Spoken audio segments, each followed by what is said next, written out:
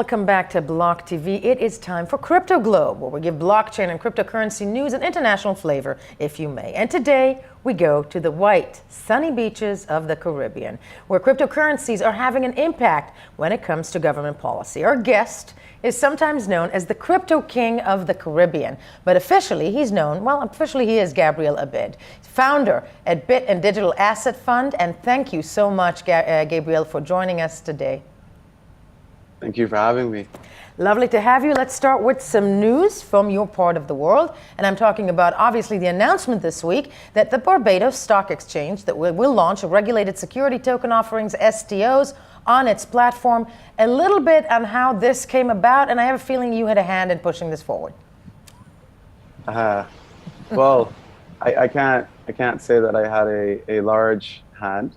I played a minor role. The CEO of the Barbados Stock Exchange, Marlon Yard, is fairly progressive in his thinking. And, I've been fortunate in that I made some very good friendships and relationships with people around the globe. And I made some pretty close relationships with a group called Polymath. And they're building a security standard for the world of equities and securities on the blockchain. And it's called the ST20. Okay. And the news of some characters within the Barbados Stock Exchange were looking to sell their shares. And myself and Polymath formed a company and became shareholders of the Barbados Stock Exchange. It's not officially ratified fully, but it's 9 out of 10 steps completed at this point. Wow. And with that being said, as shareholders of the Barbados Stock Exchange, being a crypto enthusiast and Polymath building a security standard, it was a natural progression that the BSE, with a CEO like Marlon Yard, would head in this direction. And the BSE being the Barbados Stock Exchange. Definitely heading in this directions. And how it came about. Are there still plans to launch a national digital currency in Caribbean states? Oh, absolutely. That's the foremost, the main objective that started in the Caribbean. The first official blockchain company that was launched, built, headquartered, employed, and founded by people within the Caribbean was Bit. And Bit's primary focus is a central bank digital currency, or what you said, a national dollar for a country, a sovereign digital dollar built on top of distributed ledger technology. And that is happening right now. As a matter of fact, it's happening more now than it ever has. No, it sounds like it, and I want to trail back to the beginning of this process and ask you a question about it, because you are basically, as I said in the beginning, you're known a bit as like the Crypto King of the Caribbeans. You went to school to study in Canada, decided to go back home to Barbados. That's how I think it came about. But why is it important for those currencies to be in places? Let's talk specifically about Barbados. Okay. Why does it need a currency? Why does it need a digital currency? Exactly. So from the local level, the cost of payments, of cash-based payments. Barbados is a cash-dominant society. A large percentage of our micro-payments, our average payments on island, are made in, it's a really non-representative image of Barbados with the cart in the background. No. We're a very progressive society. But listen, the point is, I think we've got the cart. Before you continue, we've got the cart, but then we also have you in this beautiful setting. And at the end of the day, this is Barbados. This is Barbados. There's a lot of facets to this beautiful island, and one of the unfortunate parts is that we're still cash dominant. So a lot of merchants, a lot of retail users, a lot of consumers still use cash in their day-to-day transaction basis. But beyond the cash movement, digital payments are non-existent. We have very limited online banking, but we don't have an online payment network. We do not have something like PayPal or Interact or money brokers or any such system like Square that works within or on the island. Right. So there's a lot of issues created around that, and that's mainly around friction from the times that it takes to leave your house, to go to stand up in a line, to make a physical payment, the cost for the completion of a transaction, the cost of management of cash, counting of cash, the security behind cash, and the ability that cash sometimes can be forged. All of these things play a massive role in inefficiencies within society, but then it goes beyond that. The lacking democracy around the payment network results in an underdeveloped online world. And what I mean by that is merchants and vendors looking to launch e-commerce are stuck with very limited payment options. So currently, if you were launching an e-commerce website on Barbados, prior to Bit's existence, your only solution would have been a Visa payment processor. Or the inability to do them, right? If you were lucky enough as a merchant to get through the barriers to entry, having a tangible workspace, being able to prove that you're selling a tangible good, paying $1,500 upfront fees, $150 a month, and then 3 to 5% per transaction. All of that combined created a lot of barriers for small to medium-sized enterprise merchants from being involved in the online transactional space. Not to mention, the average Barbadian does not have a credit card. Right. So these statistics combined don't really produce a conducive market for online commerce. And that's just another facet of it. But then we go down to the government itself. Please. And the cost of printing this physical note. That linen piece of paper, that physical dollar, right, that has a cost to society. That costs our government, our taxpayers, our central bank, they pay for that. Mm-hmm. It costs in the terms of security. They have to secure that and make sure no one's stealing it. That requires armed guards, the mobility of it, to transport it. It's in secure mobile vehicles. Dare I even say that producing it, some will argue, even is not that good for the environment. But hey, there's that too. Look, issuing the same amount of currency digitally has a 99.999% efficiency over printing it physically. Yeah.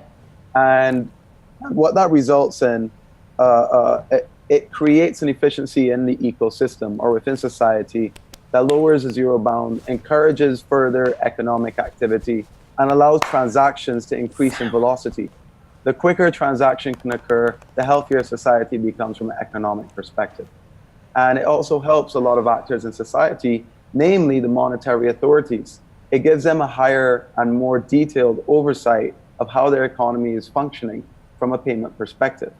More importantly, it opens up and democratizes payments. Yeah. Because no longer is the payment network private.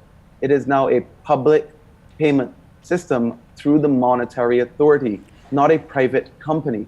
And therefore, every private company can plug into this payment network, and everyone follows a uniform standard of digital payments around digital cash. No, and Gabriel, it is clear that you're a believer, so to speak, and you're known as one. You've been in Bitcoin from the beginning. You're one of these entrepreneurs that goes for big changes. Let me ask you this then: where are we now?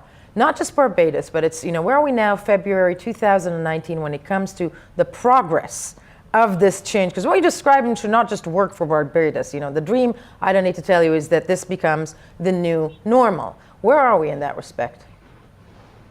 Well, if you look at the price, we're suppressed. And a lot of ignorant persons choose to use the price as a benchmark of the health of the market. Right. Which is absolutely not the benchmark or the true north. And it's actually a combination of things, from the mining difficulty to the activity and utility of the network to its penetration globally. And right now, Bitcoin is known across the globe. Cryptocurrencies, decentralized ledger technologies, blockchain, these are now normal words amongst regulators, amongst governments. But yet to be mass adopted, aren't they?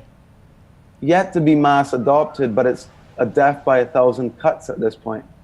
All the major corporations are participating, from JP Morgan with JP Coin Microsoft, Amazon, you name it. They're all part of building out the innovation of this mathematical phenomenon. And this is all going back into one holistic system of decentralization. And maybe they don't see it when they're building out their private blockchains. Right, exactly. But which is oxymoron. The two can't exist. It's like drive. I don't know. Like now then, let me ask you this, because we're having this conversation. I'm sure you saw that in the news on the same week that Warren Buffett, a well-known naysayer, to the whole sphere, yet again called Bitcoin delusional. Doesn't that stand in the way also when people in mass names like Warren Buffett? Absolutely, Warren Buffett's so well respected. I respect him as a businessman, but then at the same time, he's selling his own books. Look at his largest holdings; they're in banks.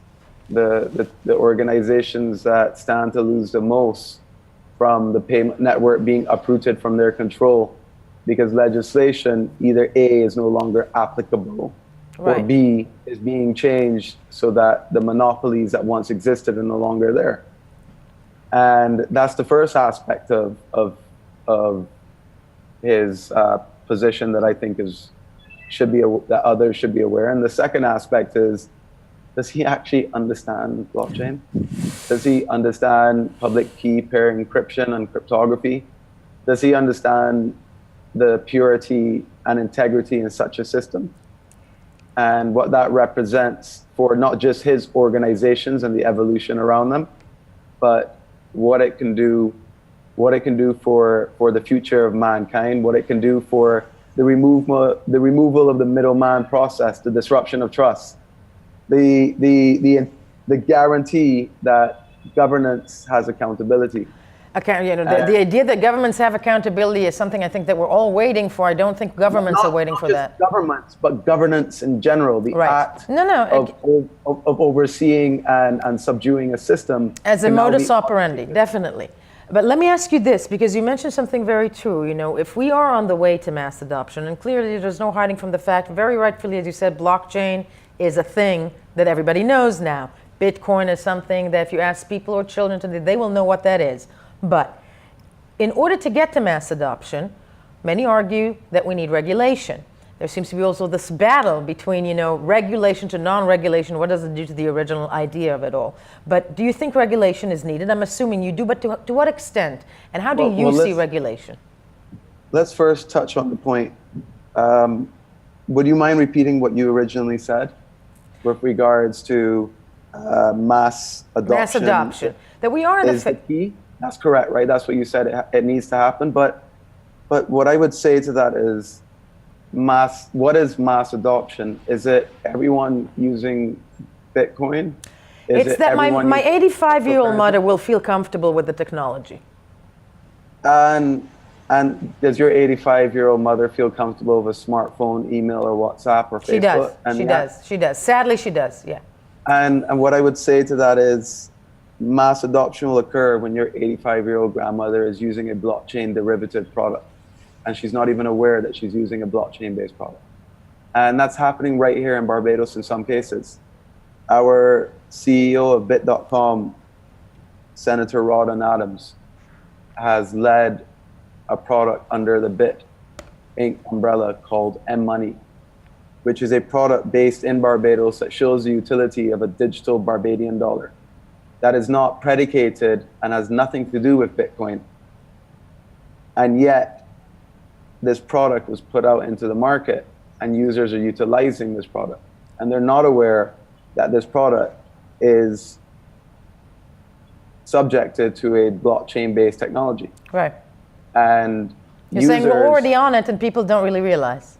Users just care about the functionality. Can I download this app, load Barbadian physical dollars onto it through a teller, and then take those Barbadian digital dollars and spend them at a merchant real time? Can I do those things simply and easily? And is this an app available for me? Can I sign up and get approved through compliance for this? Yes, then I'll use it. I don't care what technology it's built on as an end user. I just care that it's secure. I care that I'm not going to get hacked. Yep. I care that it's going to work. And I care that it's not going to cost me a bunch of money. Okay, and you're saying that we're almost there, or that we're already there? No, I'm saying death by 1,000 cuts. Okay. Now, let me ask you this, because Bit.com really, is the leading central bank for digital dollars, where you're at.